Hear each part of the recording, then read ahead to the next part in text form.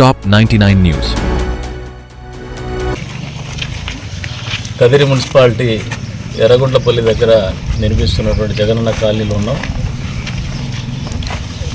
Scent భూమిలో పేదలకు స్థలం ఇస్తా అని చెబుతున్నటువంటి జగన్మోహన్ రెడ్డి గారు ఆయన పేటెంట్ రైట్ ఏదైతే ఉందో భవంతులు నిర్మించడం, ప్యాలెస్లు నిర్మించడం, అది పేద ప్రజలకు కూడా వర్తింపజేసినట్టున్నారు. పాపం దాదాపు 3, 4, 5 పట్టాలు కలిపి జగనన్న పార్టీకి చెందినటువంటి నాయకులు మినీ ప్యాలెస్లు కట్టుకున్నటువంటి పరిస్థితి. ఇది జగనన్న కాలనీల పరిస్థితి. ఈ రోజున నిజంగా పేదవాళ్ళు కూడా ఉన్నారు ఇక్కడ, లేరని చెప్పం, కానీ వాళ్ళ పరిస్థితి దుర్భరంగా ఉంది. అప్రోచ్ రోడ్ లేదు, మౌలిక సదుపాయాలు లేవు, డ్రైనేజ్ వ్యవస్థ అసలు లేదు. ఏ రకంగానూ సదుపాయాలు లేనటువంటి పరిస్థితుల్లో జీవనం గడుపుతున్నారు ఇక్కడ ఉన్నటువంటి పేద ప్రజలు. గత ప్రభుత్వం ఎక్కడ కూడా జగనన్న కాలనీని అద్భుతమైనటువంటి కొత్త ఊళ్ళు నిర్మిస్తామని చెప్పి ప్రగల్భాలు పలికినటువంటి జగన్మోహన్ రెడ్డి గారి వాస్తవ పరిస్థితి ఇది. ఈరోజు మంచో చెడో ఈ ప్రభుత్వం గత ప్రభుత్వంలో పేదల కోసం మొదలుపెట్టినటువంటి కార్యక్రమాలు ఎక్కడ కూడా ఆపం, ముందుకు తీసుకుపోతాం.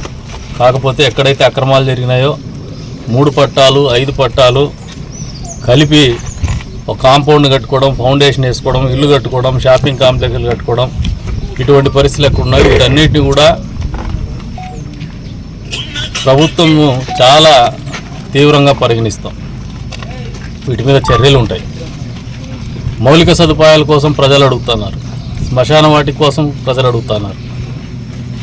తహసీల్దార్ గారిని, కమిషనర్ గారిని కూర్చోబెట్టి ఏదైతే వాళ్ళకి శ్మశానం అవసరం ఉందో ఇక్కడ ఈ ప్రాంతవాసులకి మళ్ళీ చాలా దూరం తీసుకోలేనటువంటి పరిస్థితులు ఉన్నారు. వెంటనే ఎంప్లాయ్మెంట్ గ్యారంటీ స్కీమ్ కింద, ఎంజీఎన్ఆర్ఎస్ కింద శ్మశాన వాటికలు నిర్మించిస్తాం. అంతేకాకుండా మౌలిక సదుపాయాల కోసం, రోడ్స్, డ్రైన్స్ కోసం ఎస్టిమేషన్స్ ప్రిపేర్ చేయమని చెప్తున్నాం కమిషనర్ గారికి.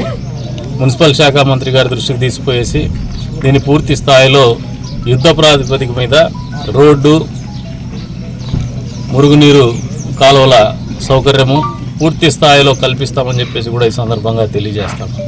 అంతేకాకుండా గత పాలకులు ఏదైతే పేదవాళ్ళ ఇల్లు కూడా వాళ్ళ అవసరాలు తీర్చుకునే విధంగా, వాళ్ళ ఆర్థిక అవసరాలు తీర్చుకునే విధంగా ఆలోచన చేసినారో వీటి మీద ఖచ్చితంగా తీవ్రంగా చర్యలు తీసుకుంటామని చెప్పేసి కూడా ఈ సందర్భంగా హెచ్చరిస్తున్నాం.